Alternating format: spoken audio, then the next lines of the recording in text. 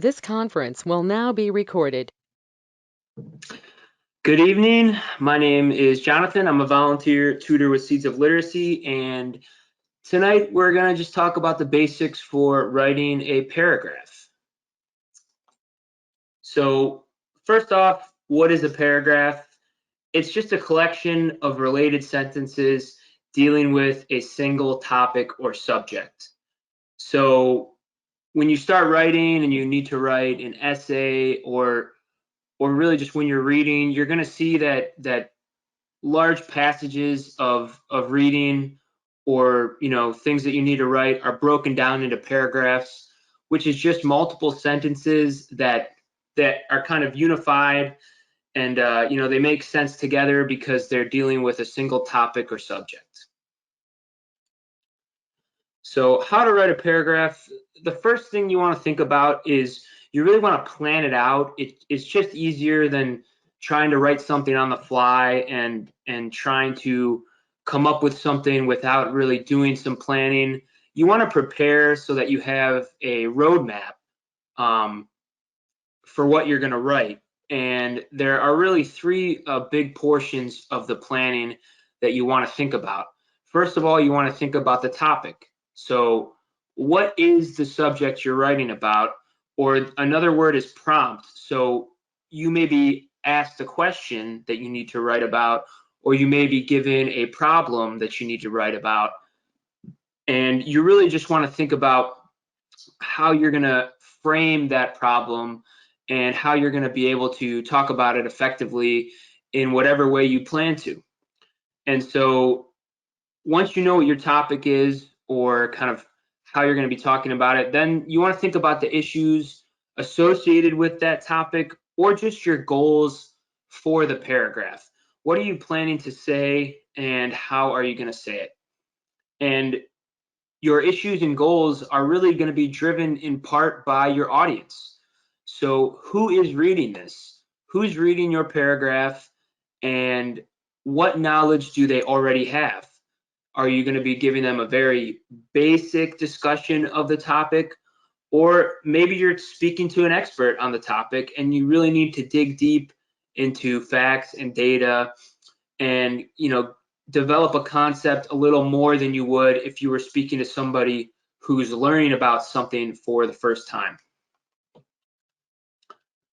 So as we're doing our planning, it's good to write out information and ideas about your topic that you already know. So keywords and key phrases and things that when you see that topic, some ideas pop into your head about what you want to say, because then if you just jot those down, you can start organizing them and figure out the most effective way to say them. And so if you write these things out and you take a look at them, you're going to want to ask yourself, what's missing here? And you might need to do some more research on your topic. So if your topic is something in US history, for example, you might have a general idea about maybe that document or that war or that moment in history, but you might need to fill in some gaps with dates or with people or with some areas that you need a little bit more knowledge about. And so you might need to do some research to kind of complete your planning and your preparation so that you're really giving a full paragraph, once you start writing. So the first thing that we really want to emphasize throughout this whole thing about writing a paragraph is that we really want to keep it to one idea. So you're going to have a main topic, and there can be multiple points throughout your paragraph, but they need to all relate to that main topic. And that's very important because you don't want to bite off more than you can chew in a paragraph. You really want to have a topic that starts things go and tells people what they're about to read, and then you want to support that that initial topic with multiple points, but they all need to relate to that topic. And so there's two elements to consider when you're talking about that, and I'm going to refer to them as unity and coherence. So unity just means we got one focus, and all these sentences need to come together to stick with that topic, to build on whatever you say at the beginning. and really just, we want to be focused. We want to stay focused on one point, and we don't want to get too far out there in a way that might not flow very well, and it just might make the paragraph too disjointed. And so when I say coherence, we just want the paragraph to make sense. We just want to be able to connect the sentences in the paragraph. Again, a paragraph is just a collection of sentences about one topic. And so we want the paragraph to be coherent by connecting those sentences together in a way that makes sense to us and makes sense to somebody who's going to be reading it. So we want to think about who our reader is, and we really want to come up with a unified paragraph with coherent sentences that connect together throughout that paragraph. So if we've done our planning and we've really kind of thought about how we're going to focus on this one topic, then we need to structure our paragraph. And so there's really three main things to structure in a paragraph. There's the topic sentence, then there are supporting sentences. So the body of the paragraph is going to include support for your topic sentence. So your topic sentence will really explain what you're about to talk about, and then you're going to back it up with other sentences that relate to that topic, that unify the whole paragraph together and make sense. If you just read the whole thing through, you have a topic and then you have support for that topic. And after you provided that support, you want to tie it all together with a conclusion. Now, you don't want to restate your topic sentence, but you want to state something that really shows where you've gone throughout the paragraph and kind of where you've ended with that topic. So that first portion, the topic sentence, it's really, really important because it really kind of sets the tone. So a topic sentence is a sentence telling the reader the main idea in the paragraph. And for our purposes, you really want to put this at the beginning. As you begin to hone your writing skills, putting this at the beginning really kind of sets you up for success. You have that first topic sentence, it's the main idea, and then you just kind of can move down and support it, after that. So again, the topic sentence, it should easily summarize what the paragraph's about. So if there's one sentence that somebody reads in the paragraph to understand what that paragraph is about, it should be that topic sentence, which for our purposes, we want to place that at the beginning. Okay, now that second portion, the supporting sentences. This is the body of the paragraph, and it's really going to just help you beef up that topic. And there are a lot of different ways that you can do that, and it really depends on what you're trying to get across. So maybe you're trying to define some areas of that topic. Maybe you're trying to tell a story. Maybe you're trying to cite data and evidence to support your topic. It really depends kind of on what you're trying to do. And that really goes back to your planning. What are the issues? What are the goals that you're trying to achieve? And who is your reader? So there are a lot of different ways that you can support your topic, and it really just depends on what you're trying to get across. Okay, so I'm going to return to these two main points, unity and coherence. You want to make sure that each sentence relates to the topic. So, for example, if you're talking about, fruits and veggies, eating fruits and veggies is important for maintaining your health. Okay, well, if that's your topic, then you want to support it with other examples or other arguments that really support that fruits and veggies help you lead a healthy life. So you can talk about fruits and veggies have antioxidants, which keep you healthy. And so that's kind of just a logical flow. You're talking about the healthy life. You don't stray too far. So you're talking about one aspect of fruits and veggies that lead to a healthy life. And so you're kind of unifying those two sentences. And that's just a good start because you're building a bridge between the sentences, which allows the reader to easily follow them. And you want to keep doing that throughout the paragraph until you get to the end. At the end, it's the conclusion, which ties everything together. And you want to reinforce the idea in your topic sentence, which is now backed up by all the things you've said in your supporting sentences. So using the example I just brought up, at the end you could say, and due to these multiple elements that are found in fruits and veggies, it's important to eat them to live a healthy life. So, you want to tweak it a little bit so it's not exactly like your topic sentence, but it really ties everything together and kind of reinforces the things that you said throughout your paragraph.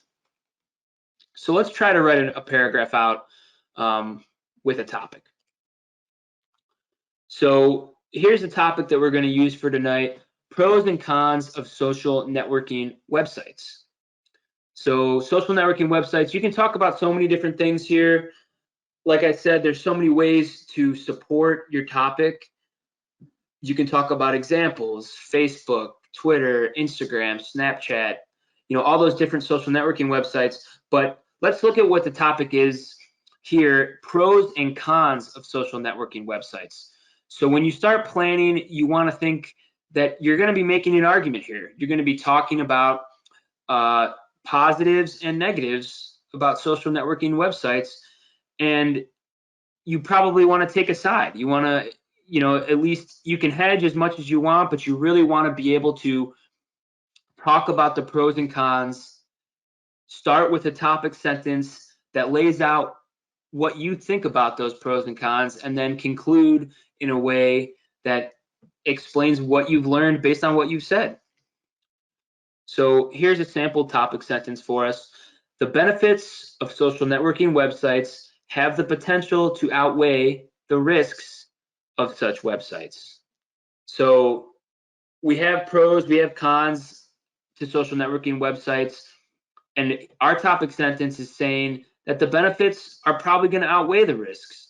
So ultimately, there might be some downsides to social networking websites, but our paragraph is going to talk about how even if there are pros and cons, the benefits have the potential to outweigh the risks. So this is our topic sentence. We want to maintain this idea throughout the paragraph. So how do we support that topic sentence? Like I was saying, we want to detail benefits and risks. We want to use the supporting sentences to flow from that topic sentence. And we want to keep in mind that we've taken this position that the benefits are going to outweigh the risks. So our supporting sentences should ultimately support that position. So here are some supporting sentence examples. While social networking may reduce real-life interactions, it also provides shy individuals with a new way to connect with other people. So we're moving from that first topic sentence that suggests the benefits might outweigh the risks. And we're saying that, okay, so some of these websites might encourage people to just sit on their computers instead of really getting out and meeting other people. But for shy people that might have trouble talking to people or might be socially awkward in certain interactions, this gives them an opportunity to connect with other people. And when I say shy individuals, that's the same thing as introverted people. So introvert just means you're shy. You might not go out of your way to meet other people. And so this is another example of support. Introverted people, especially youth, may be more comfortable forming relationships using social media since they are growing up with this mode of communication.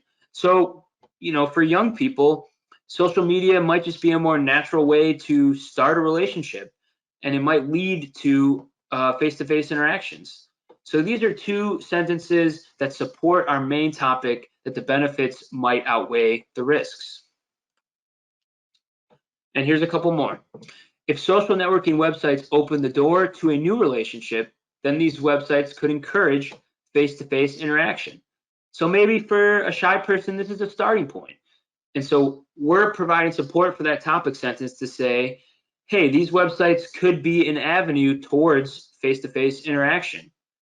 And then we're making a point to say it is important to transition online connections into real-life connections. So there's a step to take there.